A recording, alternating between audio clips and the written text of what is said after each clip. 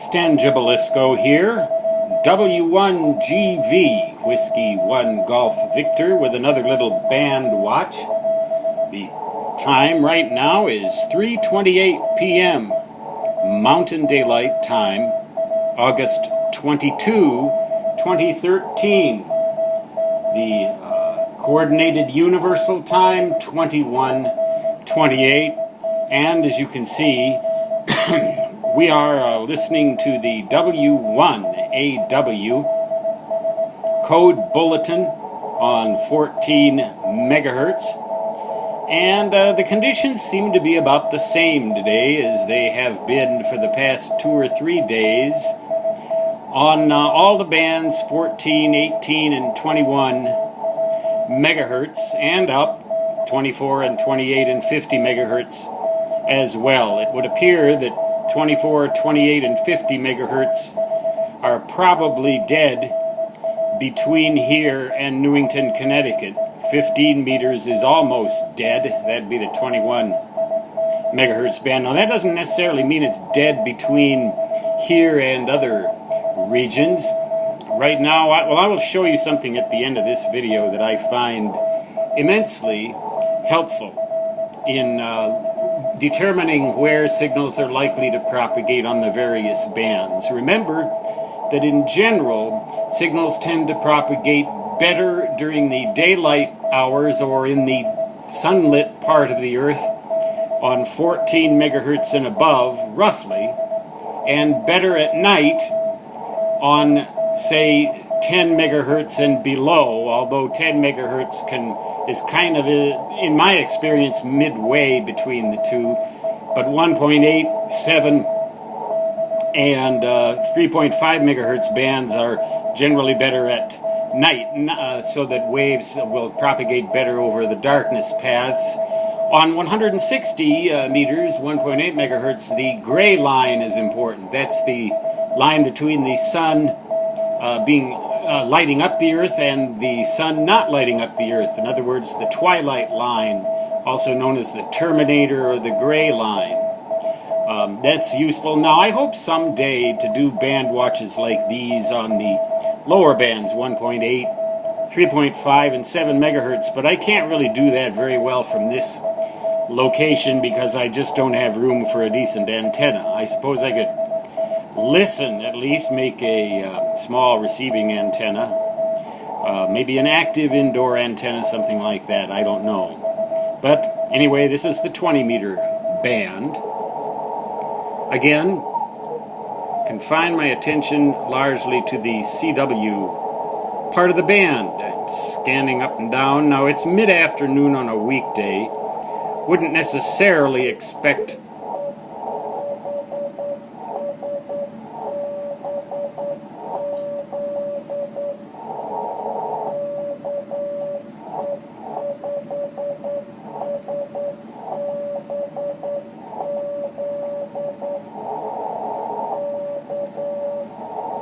KE5, Kilo Echo 5, fairly loud, probably in Texas.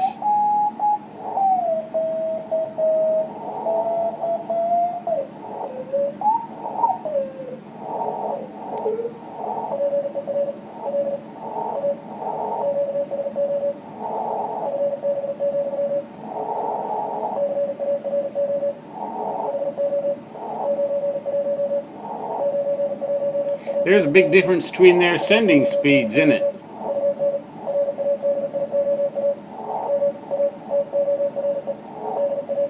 I think that's a foreign language, or a non-English language, I should say.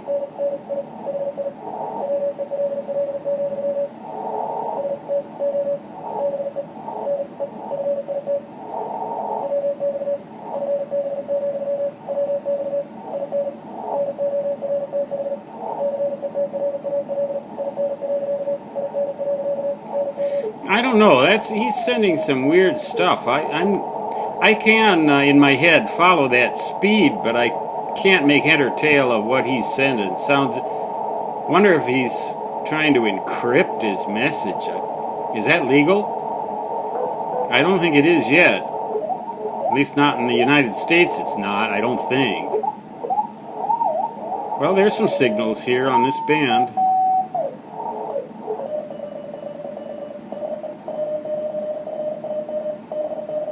That was a W9 sending all that interesting stuff. Well, I was about to say that I didn't expect much stateside activity on a weekday afternoon. But there is some. And the band seems to be open towards the east pretty well, but not exceptionally well. Let's get up to the PSK zone here. Not a heck of a lot there right now. That's strange.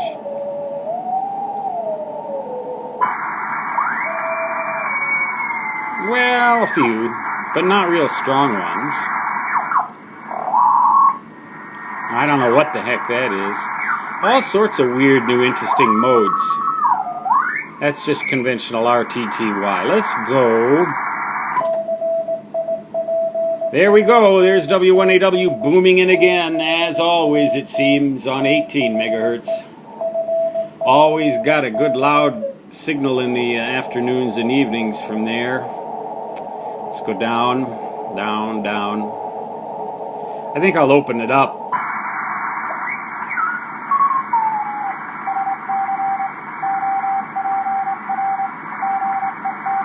I think he's in South Carolina.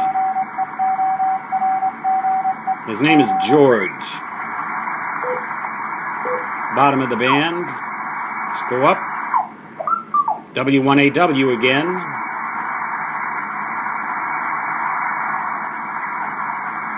See if there's anybody yakking with their mouth instead of with their fist. You know what the term fist means, don't you? It doesn't mean that I'm going to punch you in the face and that's how I'm going to send you a message. It means that I'm going to use Morse code without a keyboard, with a conventional keyer paddle. I'd like to get one of those Vibroplex vibro keyer paddles again. Remember those old things? They still exist. You can go to vibroplex.com and get one. There's W1AW on 15 meters, and again, it's quite weak. Let's open it up. Not expecting much. But you never really know until you check, and you never really know until you send a few CQs. Well, I guess you never really know ever. I mean, the older I get, the less I know. The smarter I get, the less I know. Maybe someday I'll know everything about nothing. Or is it nothing about everything? Is that the same difference or not? You tell me. Is infinity equal to zero? I remember I developed a theory in college and proved that in fact infinity was equal to zero. There was a magazine called New Scientist that I just read, having to say that we'd be better off if we just did away with infinity. The universe would be easy to understand. So does infinity exist or not? You tell me. Well, now, I have not heard any signals on these other bands here.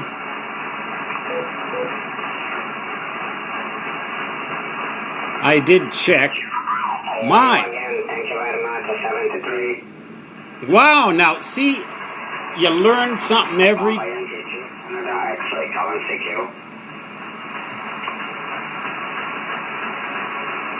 Go again, please.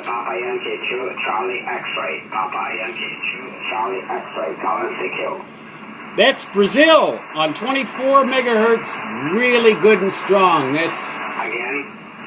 Let's see, I could answer him, except I don't even know where my microphone is. Would you believe that?